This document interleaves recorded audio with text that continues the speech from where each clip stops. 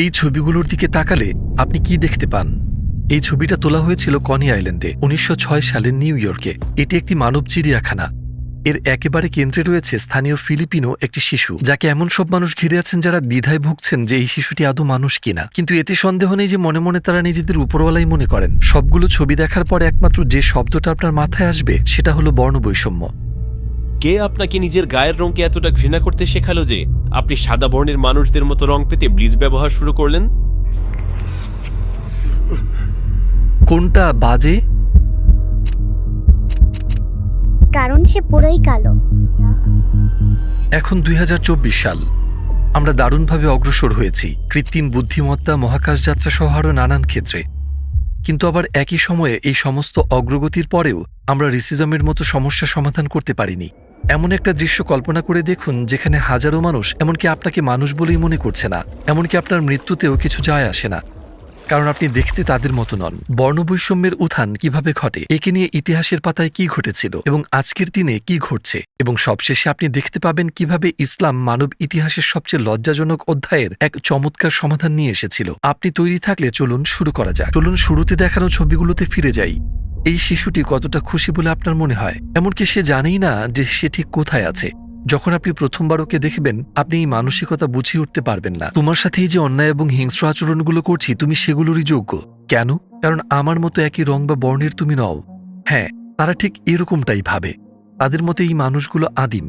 এদেরকে তারা উপহাস করতে পারে কারণ তারা এদের বর্বর বলে মনে করে। এদেরকে তারা বিরক্তি করার অপদার্থ বলে মনে করে। সংস্কৃতির ভিন্নতার কারণে তারা এটাও চায় না যে এই মানুষগুলো স্বাধীনভাবে বাঁচুক। এই বর্ণবাদী মানুষগুলো সাধারণত যা করে, প্রথমত এই মানুষগুলোকে তাদের নিজেদের সাথে তুলনা করে, আর এরপর তাদের নিজেদের সমাজের শ্রেষ্ঠত্ব এদের উপর চাপিয়ে দেয়। কি যে এক চরম সভ্য আচরণ! মানবতা কতটা নিষ্ঠুর হতে পারে সেটার কেবলমাত্র একটি হৃদয় বিদারক উদাহরণ হচ্ছে মানব চিড়িয়াখানা। অনেকগুলো বড় শহরে এটা বেশ জনপ্রিয় হয়ে উঠেছিল, যেমন প্যারিস, হ্যামবার্গ, লন্ডন, মিলানো, নিউ ইয়র্ক সিটি এবং শিকাগো। ১৯০৬ সালে medicine Grant, new York geological সোসাইটির প্রেসিডেন্ট, আরও এক ধাপ এগিয়ে গিয়ে কঙ্গো থেকে ওটা ব্যাঙ্গা নামক এক ব্যক্তিকে খাঁচায় ঢুকিয়ে নিউ ইয়র্ক শহরের ব্রঙ্কস চিড়িয়াখানায় প্রদর্শনী করেছিলেন। তার উপর সে লোকটিকে একটি ওরাং ওটাং, একটি গরিলা এবং একটি শিম্পাঞ্জির সাথে একই খাঁচায় রেখেছিল। কেন জানেন? কারণ ওই খাঁচাটাতে লেখা ছিল মানবজাতির প্রাচীনতম পূর্বপুরুষ। তো কঙ্গোর এই ব্যক্তিটি ছিলেন বিবর্তনের ধারায় তথাকথিত মিসিং লিঙ্ক, এবং প্রত্যেকেরই তাকে সেই নজরেই দেখা উচিত, তার যত খারাপই লাগুক না কেন। কিন্তু আমেরিকায় যে ঘটনাগুলো ঘটেছিল সেগুলো কি শুধু কালো মানুষদের বিপক্ষেই ছিল? দুর্ভাগ্যজনকভাবে না। এখন চলুন নেটিভ আমেরিকান মানুষগুলোর উপর অত্যাচারের সময়কালটিতে ফিরে দেখা যাক, দি ইন্ডিয়ান ম্যাসাকার। সেই সময়টা যখন আমেরিকা উপনিবেশে পরিণত হচ্ছিল। দুঃখজনকভাবে কতজন মানুষ মারা গিয়েছিলেন সেই হিসাব আজও জানা যায়নি। কেউ একজন সাগর পাড়ি দিয়ে এসে আপনাকে নিজের জন্মভূমিতেই পর করে দিল, এরপর আপনাকে জাতিগতভাবে নির্মূল করতে চাইল, আর এতে করে তাদের কোনো অপরাধবোধ হলো না, কারণ নিজেদেরকে তারা প্রভু হিসেবেই দেখে। বর্ণবৈষম্য মহাদেশ থেকে মহাদেশে ক্যান্সারের মতো ছড়িয়ে পড়তে লাগলো, এবং কিছুদিন পরে অস্ট্রেলিয়াতেও ডালপালা মেলতে শুরু করে। অষ্টাদশ শতকে যখন ব্রিটিশরা এই মহাদেশে আসে, তারা আদিবাসীদের সেখানে বসবাসরত দেখতে পায় অ্যাবরিজিনিস। তাদের গায়ের রং ছিল আলাদা, তাদের পোশাক আশাকও ছিল অদ্ভুত, তারা দেখতে একদমই ব্রিটিশদের মতো নয়। এই কারণগুলোই যথেষ্ট ছিল তাদের উপর নিপীড়ন চালাতে। যদি প্রতিবাদ করে তাহলে বর্বশক্তি তাদের উপর প্রয়োগ করা হবে, তাদের মতে এতে তো দোষের কিছু নেই। আর তারপর কি ঘটল? একদিকে গণহত্যা আর অন্যদিকে উচ্ছেদ চালিয়ে যাওয়ায় ১০০ বছরের মধ্যে আদিবাসী জনসংখ্যা ৮৫% কমে আসে। এটি এক অবিশ্বাস্য উপাত্ত। এই লোকগুলো আপনার সাথে কি এমন করেছে যে মানুষ হয়েও ৫১ কোটি বর্গ কিলোমিটারের পৃথিবীতে তারা একটুখানি ঠাঁই পেল না? এতটাই নির্মম হয়ে ওঠা যে নিজেদের স্বার্থে অন্যকে এমন করে উচ্ছেদ এবং হত্যা করা যায়। ইতিহাসের পাতা এমন আরো অনেক উদাহরণ দিয়ে ভর্তি। আপনার কি মনে হয় না এইসব বর্ণবাদী যাদের কাজকর্ম আজও হরহামেশা আমাদের চোখে পড়ে, তাদের একটি চেতনা প্রয়োজন যা তাদের চোখ খুলে দিবে? আমি দাবির সাথে বলছি যে এই লোকগুলোর যদি ১৪০০ বছর আগে জন্ম নেওয়া সেই চেতনা থাকতো, এই ঘটনাগুলো কখনোই ঘটত না। কিন্তু কি ছিল ১৪০০ বছর আগে? ১ লক্ষেরও বেশি লোক এই মানুষটির মুখের একটি কথার জন্য প্রতীক্ষায় বসে থাকত, যাকে আল্লাহ তার বার্তাবাহক হিসেবে পাঠিয়েছিলেন। ইতিহাসে এই ঘটনাটিকে বলা হয় বিদায়ী খুতবা। রাসূল সাল্লাল্লাহু আলাইহি ওয়াসাল্লাম, তার উপর শান্তি বর্ষিত হোক, তার সামনের বিশাল জমায়েতের দিকে তাকালেন এবং তাদেরকে সহ সকল শতাব্দীর মানুষদের সকলের উদ্দেশ্যে বলে উঠলেন, সমস্ত মানবজাতি আদম এবং হাওয়া থেকে এসেছে। একজন আরবের আরেকজন অনারবের উপর কোনো শ্রেষ্ঠত্ব নেই, একজন অনারবেরও আরেকজন আরবের উপর কোনো শ্রেষ্ঠত্ব নেই। আবার কৃষ্ণদের উপর শ্বেতাঙ্গদের কোনো শ্রেষ্ঠত্ব নেই, এবং শ্বেতাঙ্গদের উপর কৃষ্ণদের কোনো শ্রেষ্ঠত্ব নেই, শুধুমাত্র নেক আমল এবং পরহেজগারি ছাড়া। এই ভাষণে মানবজাতির জন্য আরো অনেক বার্তা রয়েছে। একটু থেমে এ ব্যাপারে চিন্তা করা যাক। এসব অপরাধের পেছনে যে মানুষগুলো, তাদের যদি রাসূল মুহাম্মদ এবং সেই দিনের ভাষণটির শ্রোতাদের মতো চেতনাবোধ থাকতো, এই ঘটনাগুলো কি কখনো ঘটতো? আমার মনে হয় না। সূরা আল হুজরাতের 13তম আয়াতে আল্লাহ বলেছেন, হে মানবজাতি, অবশ্যই তোমাদের সৃষ্টি করা হয়েছে একটি নারী এবং একটি পুরুষ হতে, এবং তোমাদের কওম এবং জাতিতে সৃষ্টি করা হয়েছে যাতে তোমরা একে অপরকে জানতে পারো। অবশ্যই আল্লাহর দৃষ্টিতে তোমাদের মধ্যে সেই সর্বোত্তম যে তোমাদের মধ্যে সবচেয়ে ন্যায়বান। নিশ্চয়ই আল্লাহ সর্বজ্ঞানী, সর্বজ্ঞাত। তো কেন আমরা ভিন্ন ভিন্ন জাতিতে বিভক্ত? একে অপরকে জানতে, একে অপরের সাথে মিশতে, একে অপরকে দূরে ঠেলে দিতে, দাম্ভিক হতে নয়, অন্যকে শোষণ করতে বা প্রজা বানাতে না। আমরা ভিন্ন ভিন্ন জাতিতে বিভক্ত যাতে একে অপরের সাথে মিশতে পারি। একটু ভেবে দেখুন, যদি সমস্ত মানবজাতি একই বর্ণের হতো এবং একই ভাষায় কথা বলতো, তবে কি আমরা অন্যদের সাথে মিশতে আগ্রহ বোধ করতাম? আমরা ভাবতাম তারা তো এমনিতেই দেখতে আমাদের মতো, তাই না? কিন্তু আল্লাহ আমাদের ভিন্নভাবে সৃষ্টি করেছেন যাতে আমরা একে অপরকে ইতিবাচকভাবে অনুপ্রাণিত করতে পারি। কিন্তু এই একাত্মতা আমাদের কেন থাকা উচিত? কারণ আয়াতটি বলছে তোমাদের সৃষ্টি করা হয়েছে একজন পুরুষ এবং একজন নারী হতে। যেহেতু আমরা সবাই আদম এবং হাওয়ার বংশধর এবং সন্তান, এ থেকেই পরিষ্কার হয় যে আমরা একে অপরের ভাই ও বোন, আমরা একে অপরের স্বজন। এই আয়াতের যুক্তিগুলো কি সুন্দর, তাই না? ধরুন আপনার যদি একজন জ্ঞাতি ভাই থাকে কিন্তু দুজনের কেউই সে ব্যাপারে জানেন না। অনেক বছর পর যখন অবশেষে দুজনের দেখা হয়, একে অপরের সম্পর্কে শোনার পর ঘনিষ্ঠ সম্পর্ক তৈরি হবে, তাই তো? ইতিহাসে যে পাতাগুলো বর্ণবৈষম্যের কালিমায় ঢাকা, ইসলাম সেগুলোর যেখানেই গিয়েছে আলোকবর্তিকার মতো সেগুলোকে উজ্জ্বল করে তুলেছে এবং ভ্রাতৃত্বের আদর্শকে প্রতিষ্ঠা করেছে। যে দেশে এটি পৌঁছেছে সেখানেই বর্ণবাদকে প্রতিহত করেছে এবং এই মানসিকতার বিরুদ্ধে লড়াই করেছে। ইতিহাসে এর হাজারো উদাহরণ রয়েছে। আমি আপনাকে কেবল একটি নিয়েই বলি। পঞ্চদশ শতকে স্পেনে একটি অভূতপূর্ব আদেশ জারি করা হয়। সমস্ত ইহুদিদের দেশ থেকে বহিষ্কার করার সিদ্ধান্ত নেওয়া হয়েছিল। আমরা এখানে প্রায় 1 লক্ষ মানুষের কথা বলছি। সেখানে তারা শত শত বছর ধরে বাস করে আসছে এবং হঠাৎ করেই তাদের বের করে দেওয়া হলো, যেখানে তাদের কোনো ধারণাই ছিল না কোথায় যাবে, কি করবে। একটি মুসলিম রাজ্য তাদের স্বাগতম জানায়, অটোম্যান সাম্রাজ্য। হাজারো ইহুদিদেরকে এই রাজ্য জায়গা দেয় এবং তাদের সেখানে থাকার অনুমতি দেয়। অবশ্যই ফিলিস্তিনের মুসলিমদের প্রতি তাদের চালানো নিপীড়ন দেখে আমরা পরিষ্কার বুঝতে পারছি ইসরায়েলিরা এই উপকারের প্রতিদানে ঠিক কতটা কৃতজ্ঞ। কিন্তু এটা দেখে মন খারাপ হয়ে যায় না যে যদিও বা ইসলাম এমন এক ধর্ম যেখানে আছে সমস্ত বর্ণবাদের বিরুদ্ধে কঠোর অবস্থান, সেই ধর্মই কিনা বর্ণবাদের নিপীড়নে সবচেয়ে বেশি নিষ্পেষিত। পৃথিবীর বিভিন্ন অংশে আমরা শুনতে পাই কিভাবে মুসলিমদের বর্ণবাদের বৈষম্যে ভুগতে হচ্ছে। ফিলিস্তিনি, যাদের ভূমি কেড়ে নিয়েছে জায়নিস্ট দখলদাররা এবং নির্মমভাবে হত্যা করা হয়েছে শিশু, নারী সহ সবাইকে নির্বিচারে। মায়ানমারের মুসলিম, যাদেরকে বৌদ্ধ সরকার উচ্ছেদ করেছে নিজেদেরই বাড়িঘর থেকে, তাদের সংখ্যা 10 লক্ষেরও বেশি।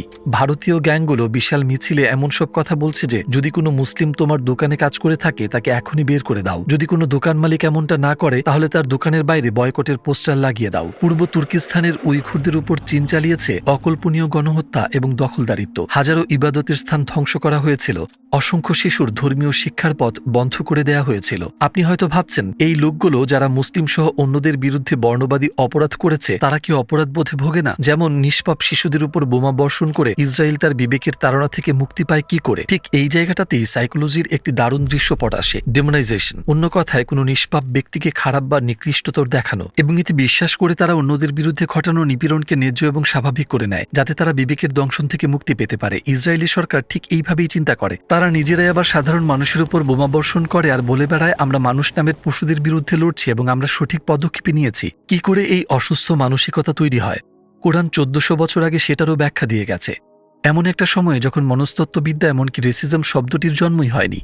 কোরআনের ব্যাখ্যা করেছে আদি পাপের ধারণা দিয়ে। এই শব্দটির ব্যবহার হলেই সবার প্রথমে মানুষ খ্রিস্ট ধর্মের কথা চিন্তা করে, যেখানে বিশ্বাস করা হয় যে প্রতিটি শিশু পাপী হয়ে জন্মগ্রহণ করে। কিন্তু একে খ্রিস্ট ধর্মের বক্তব্যের সাথে গুলিয়ে ফেলবেন না, কারণ যখন আমরা ইসলামকে প্রশ্ন করি আদি পাপ কি, তখন ভীষণ আলাদা একটি উত্তর পাওয়া যায়। খুব সংক্ষেপে গল্পটি মনে করা যাক। যখন আল্লাহ প্রথম মানবাদমকে সৃষ্টি করলেন তখন ফেরেশতারা ছিলেন এবং ইবলিশ নামে একজন জিন ছিল যে শয়তান নামেও পরিচিত। অদ্ভুতভাবে শয়তান আদম সম্পর্কে সৃষ্টিকর্তাকে এই কথাগুলো বলেছিল, যেগুলো আমাদের খুব পরিচিত মনে হবে। সে বলেছিল আমি তার চাইতে শ্রেষ্ঠ, আপনি আমাকে আগুন থেকে সৃষ্টি করেছেন আর তাকে সৃষ্টি করেছেন মাটি থেকে। এটি ভীষণ পরিষ্কারভাবে একটি বর্ণবাদী বক্তব্য। সে তার শ্রেষ্ঠত্ব নির্ণয় করেছিল আগুনের উপর ভিত্তি করে, যা দিয়ে তাকে সৃষ্টি করা হয়েছিল। আদমকে সে খাটো করে দেখেছিল কারণ তার সৃষ্টি মাটি থেকে। এইভাবেই শয়তান রবের বিরুদ্ধে বিদ্রোহ করেছিল এবং এই পাপ তার ধ্বংস ডেকে এনেছিল। আমরা যদি কোরআনে বলা এই গল্পটিকে খেয়াল করি, এর ঠিক পরে আমরা এই ঘটনাগুলোকে ঘটতে দেখব। আদমকে সৃষ্টি করা হলো, শয়তান দেখতে পেল এক ভিন্ন ধরনের সত্তা। সেই সত্তাকে তার মনে হচ্ছিল একজন অনুপ্রবেশকারী, তাই তার প্রতি বিরূপ মনোভাব তৈরি হলো। সে ভাবতে শুরু করলো যে এর চেয়ে তো সেই শ্রেষ্ঠ। শেষ পর্যন্ত সে তার মনের লুকোনো বিদ্বেষ প্রকাশ করে ফেলল। নিজের শ্রেষ্ঠত্ব জাহির করতে সে আদমের অন্যান্য গুণগুলোকে উপেক্ষা করলো এবং বস্তুগত গুণাবলী ধরে ধরে আঘাত করতে শুরু করলো। ঠিক এইভাবেই বর্ণবিদ্বেষের জন্ম হয়। কুরআন আসলে মানব সভ্যতার এমন একটি অপরাধের মনস্তত্ত্ব ব্যাখ্যা করেছে যা শতাব্দী থেকে শতাব্দী মানবতার জন্য এক চরম লজ্জা এবং অপমান হয়ে থাকবে, এবং একে শয়তানেরই বৈশিষ্ট্য হিসেবে দেখিয়েছে যে কিনা রবেরই শত্রু, যাতে মুমিনদের চোখে এই পাপের কুৎসিত রূপটি ধরা পড়ে এবং তারা নিজেদের এ থেকে বিরত রাখে। কি চমৎকার, তাই না? ব্যাপারটা খুব অদ্ভুত, তাই না? যে এমনকি প্রথম মানব, যিনি আমাদের আদি পূর্বপুরুষ, তিনি বর্ণবাদের শিকার ছিলেন। তো এই ধরনের ভুল যাতে জড়িয়ে না যায় সেজন্য মানুষের প্রয়োজন সঠিক দিক নির্দেশনা। সূরা আল হুজরাতের 13 নম্বর আয়াতের দিক নির্দেশনা। অন্য কথায় বলতে গেলে, ইসলামে যে জিনিসগুলো আপনার নিয়ন্ত্রণের বাইরে সেগুলো দিয়ে আপনাকে বিচার করা হয় না, যে জিনিসগুলোতে আপনার কোনো হাত নেই। অন্যদিকে আপনি নিজের সর্বোচ্চটা দিয়ে একজন মুমিন হবার পথ নিজেই বেছে নিতে পারেন। যখনই আমি এই আয়াতটা শুনি, পৃথিবীর একটি জায়গার কথা আমার মনে পড়ে। 200 কোটি মুসলিমের মিলন মেলা। সেখানে তারা শারীরিকভাবে যেতে পারুক আর না পারুক, মক্কার কাবাতে। এখন আমরা রয়েছি মুসলিম বিশ্বের প্রাণকেন্দ্রে, আমরা রয়েছি মক্কায়, কাবায়। এখানে মুসলিমরা পৃথিবীর চারদিক থেকে এসে জমা হন, ভিন্ন জাতীয়তা, ভিন্ন প্রেক্ষাপট, ভিন্ন সংস্কৃতি, ভিন্ন বর্ণকে ধারণ করে। আর তারা এখানে আসেন শুধুমাত্র একটি লক্ষ্যকে সামনে রেখে। পুরুষেরা সবাই একই পোশাক পরেন, সাদা কাপড়ের দুটো টুকরো। নারীরা শালীনভাবে পোশাক পরেন, এবং তারা এখানে আসেন শুধুমাত্র একটি লক্ষ্য নিয়ে, একটি সার্বজনীন লক্ষ্য, তাদের রবের ইবাদত এবং তার নিকটবর্তী হবার ইচ্ছা। এখন আমি এমন এক ব্যক্তির কথা বলবো এই পবিত্র ভূমিতে এসে যার পুরো পৃথিবীটাই পাল্টে যায়। Malcolm x. আপনি হয়তো আগেও তার নাম শুনেছেন। তিনি ছিলেন ইসলাম কবুলকারী একজন কৃষ্ণাঙ্গ আমেরিকান নাগরিক। তিনি ছিলেন বিংশ শতাব্দীর মাঝামাঝি সময়ের একজন মানুষ যাকে পুরো দেশ এক নামে চিনত। বছরের পর বছর নানাভাবে তার বর্ণবাদের অভিজ্ঞতা হয় এবং এটা তাকে ভীষণভাবে বিচলিত করে। তো তিনি এই সমস্যার একটি সমাধান খুঁজে বেড়াচ্ছিলেন। মুসলিম হবার পর 1964 সালে যখন তিনি হজ পালন করতে মক্কায় গেলেন, তিনি এমন কিছু দেখেছিলেন যা তিনি কখনো কল্পনাও করেননি। তার চিঠির একটি অংশে তিনি তার অনুভূতি ঠিক এইভাবে লিখে গেছেন: আমি কখনো দেখিনি যে সব বর্ণের এবং জাতির মানুষ এমন আন্তরিক আপ্যায়ন এবং অবাক করে দেওয়ার মতো ভ্রাতৃত্বের চেতনাকে লালন করে চলেছেন, যেমনটাই প্রাচীন পবিত্র ভূমিতে দেখেছি। আমার চারপাশে সকল বর্ণের মানুষের উদারতার চিত্র দেখে আমি পুরোপুরি বাকরুদ্ধ এবং মন্ত্রমুগ্ধ হয়ে গিয়েছি। আমেরিকার উচিত ইসলামকে বোঝার চেষ্টা করা, কারণ এটি একমাত্র ধর্ম যা এই সমাজ থেকে বর্ণবৈষম্যের সমস্যা দূর করতে পারে। তিনি এমন এক সময়ে কথাগুলো বলেছেন যখন বর্ণবৈষম্য আজকের তুলনায় আরও চরমে ছিল। ইসলামই একমাত্র ধর্ম যা আমেরিকান সমাজ থেকে বর্ণবাদের সমস্যাকে দূর করতে পারে। ইসলামী বর্ণের ভিত্তিতে শ্রেষ্ঠত্বের ধারণার অবসান ঘটাবে।